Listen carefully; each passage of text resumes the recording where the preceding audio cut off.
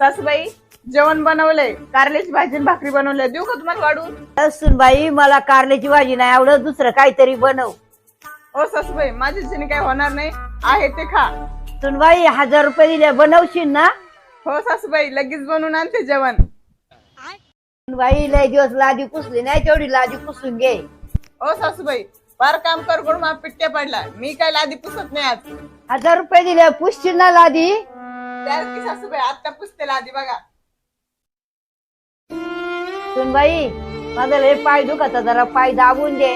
सकाळी उठल्यापासून काम करते, आजूपर्यंत कामच करते, माझ्याकडून होत नाही, मी काय पायदा भीत नाही. 1000 रुपये देते, दाबशील का बाई? हा सासूबाई दाबते की. दादाचा फोन. हॅलो.